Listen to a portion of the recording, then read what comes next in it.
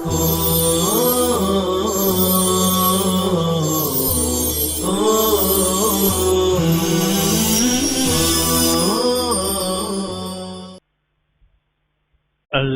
طلباء کرام، جامعہ کی بہت اہم اور بڑی شاخ جامعہ منہاج العلوم رنجنی میں کل ایک طالب علم نے 5 مہینے اور 7 دن میں حفظ قرآن کریم مکمل کیا۔ میرے سے رابطہ کیا کہ حضرت دعا فرما دیں، یہ بچہ پڑھ رہا ہے۔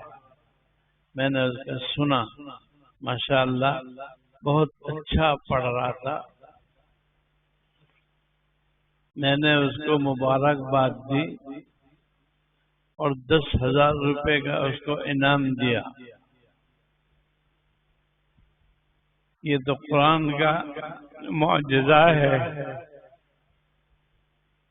قرآن خود اپنے بارے میں کہتا ہے وَلَقَدْ يَسَّرْنَا الْقُرْآنَ لِلذِّكْرِ فَهَلْ مِن مُدَّكِرٍ۔ تحقیق کہ ہم نے قرآن کو آسان کیا ہے۔ اس بچے کے والد وہاں حفظ پڑھاتے ہیں، نام میں بھول گیا، تو بہرحال پھر ان کو میں نے کہا کہ ان کا پاسپورٹ بھی بنائیے۔ پاسپورٹ اس لیے کہ آج کل مسابقات کا دور چل رہا ہے۔ ابھی ہمارا ایک آسامی بچہ مولانا عبدالرحمان صاحب کے ساتھ باہر کے ملک میں جا کر آئے۔ مولانا بنیامین کا بیٹا اپنے مولانا قاری محمد علی کے ساتھ مسابقے میں شریک ہو کر آئے۔ تو ہم نے کہا کہ بھئی اس بچے کو بھی نمبر لگایا جا سکتا ہے، اس کو خوب یاد کرا لیجیے اور اس پر محنت کیجیے اور سب پر محنت کیجیے۔ تو بہرحال ہمارے لیے ایک خوشی کی بات ہے کہ قرآن کی یہ دولت اللہ تعالی اپنے ایسے معصوم بچوں کے سینے میں رکھ رہے ہیں۔ تو جو بچے حافظ قرآن ہیں انہیں اپنی اس اللہ کی اس نعمت کی قدر کرنی چاہیے۔ وَقَلِيلٌ مِّنْ عِبَادِيَ الشَّكُورُ، لیکن قرآن یہ کہہ رہا ہے لیکن میرے بندوں میں بہت تھوڑے ہیں جو شکر ادا کرتے ہیں۔ قرآن کی قدر نہیں کرنی یعنی ناشکری کرنا ہے۔ قرآن کی ناقدری کیا ہے کہ ایک بچہ قرآن پڑھتا ہے، آواز بھی اچھا ہے لیکن وہ محنت نہیں کر رہا ہے، اس کی طرف توجہ ہی نہیں دیتا ہے۔ تو قرآن ایسوں کو یہ کہہ رہا ہے وَقَلِيلٌ مِّنْ عِبَادِيَ الشَّكُورُ، میرے بندوں میں بہت تھوڑے ہیں جو میری اس نعمت پر شکر گزاری کرتے ہیں۔ تو یہاں جتنے حافظ قرآن بیٹھے ہیں ان کو اس آیت کریمہ پر خوب غور کرنا چاہیے کہ اللہ ہمیں ان ناشکروں میں نہ بنائے، اللہ ہمیں اپنے ناشکر بندوں میں نہ بنائے۔ قرآن کے ساتھ شغف ہونا چاہیے۔ مسجد میں آؤ، قرآن پڑھو، چلتے پھرتے قرآن پڑھو، اوابین میں پڑھو، تہجد میں پڑھو، تو یہ قرآن کبھی تمہارے سینے سے جانے والا نہیں ہے۔ اس بچے نے انگریزی میں ترجمہ کیا، ماشاءاللہ۔ ابھی 40 دن کا ایک پروگرام چلا تھا یہاں اور کافی بچوں نے اس میں حصہ لیا۔ پھر ان کا 40 دن کے ختم پر ایک پروگرام ہوا جس میں میں نے بھی حاضری دی۔ بہت زبردست پروگرام رہا۔ ہمارے بچے سبھی جامعہ کے ہی بچے تھے۔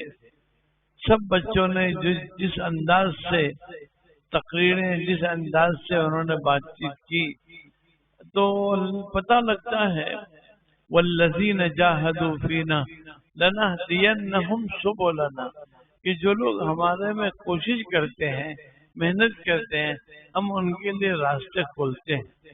انگریزی ہو، عربی ہو، فارسی ہو، اردو ہو، کوئی بھی زبان، مراٹھی ہو، جتنی زبانیں آتی ہو اس میں ہمیں قرآن کا ترجمہ پڑھنا چاہیے۔ قرآن کا ترجمہ آپ مراٹھی میں بھی سیکھیں۔ آپ کے علاقے میں بہت سے بچے، ہمارے یہاں ایک ایسے علاقے کے ہیں کہ جہاں اردو بولی ہی نہیں جاتی، مراٹھی ہی بولتے ہیں، چاہے مراٹھا ہو، ہندو ہو، مسلمان ہو، سب مراٹھی بولتے ہیں۔ جیسے ہمارے یہاں گجراتی سب بولتے ہیں، ہندو مسلمان سب بولتے ہیں، ایسی مراٹھی زبان ہے۔ تو مراٹھی کے اندر میں بھی قرآن کا ترجمہ پڑھنا چاہیے، سیکھنا چاہیے، لوگوں کو سمجھانا چاہیے۔ میرے بچوں، اللہ کی کتاب، مقدس کتاب، جس کے بارے میں خود قرآن نے اسٹیٹمنٹ کہا، وَلَقَدْ يَسَّرْنَا الْقُرْآنَ لِلذِّكْرِ فَهَلْ مِن مُدَّكِرٍ۔ قرآن اپنے بارے میں گویا ہے، تحقیق کہ ہم نے قرآن کریم کو آسان کیا ہے، کوئی اس کو یاد کرنے والا؟ اب بولو، ہے کوئی یاد کرنے والا؟ تو قرآن کہتا ہے وَلَقَدْ يَسَّرْنَا الْقُرْآنَ لِلذِّكْرِ فَهَلْ مِن مُدَّكِرٍ۔ قرآن کو یاد کرنا چاہیے۔ ہمارے مدارس میں رہنے والے طلبہ اس نعمت سے اگر محروم ہو جاتے ہیں تو بڑی بدبختی کہلاتی ہے۔ ہمارا کوئی مشغلہ ہی نہیں ہے، ہمیں کوئی کام نہیں کرنا ہے سوائے پڑھنے پڑھانے کے، پھر بھی ہم قرآن کے ترجمے کی طرف کیوں راغب نہیں ہوتے؟ ہاں، قرآن کا ترجمہ ایک تعجب کی بات ہے کہ میرا کبھی پہلا نمبر نہیں آیا، لیکن ایک کتاب میں میرا پہلا نمبر آیا، جلالین میں۔ میں بھی پریشان ہوں، اور وہ پرچے دیکھنے والے بھی بہت سخت استاد تھے، وہ اللہ کو پیارے ہو گئے، حضرت مولانا شیر علی صاحب افغانی پٹھان تھے۔ انہوں نے جلالین کا پرچہ نکالا اور اس میں مجھے پہلا نمبر دیا۔ تو بھئی یہ اللہ کی طرف سے مجھے ایک نشانی تھی کہ تیرے کو قرآن کا کام کرنا ہے، تیرے کو میری اس کتاب کا کام کرنا ہے، اس لیے ہم نے تیرے کو نمبر بھی دے دیا ہے۔ تو قرآن کے ساتھ وابستگی بہت ضروری ہے۔ ہم مدرسے میں رہ کر قرآن نہیں پڑھیں گے تو کہاں پڑھیں گے؟ قرآن پڑھو ترتیلاً، حدراً، ترجمہ، تفسیر، تو آپ آگے چل کر قرآن کے ساتھ وابستہ ہو سکتے ہیں۔ قرآن کے ساتھ وابستہ، نماز میں قرآن پڑھو، سستی کیوں کرتے ہو؟ تہجد پڑھو، اشراق پڑھو، اوابین پڑھو، اور تمہیں کیا کام ہے؟ تمہیں روٹی بنانی ہے، ترکاری بنانی ہے، چاول بنانا ہے، روٹی چائے بنانی ہے؟ نہیں، بادشاہ ہے، اب سب کے سب بادشاہ ہے۔ یہ غلام بیٹھا ہے آپ کے سامنے، آپ کے لیے ساری سہولتیں اللہ نے دے دی ہے، اور ان سہولتوں کے بعد بھی اگر تم اللہ کی نعمت کی ناشکری کرو گے تو بہت۔ لَإِن شَكَرْتُمْ لَأَزِيدَنَّكُمْ وَلَئِن كَفَرْتُمْ إِنَّ عَذَابِي لَشَدِيدٌ۔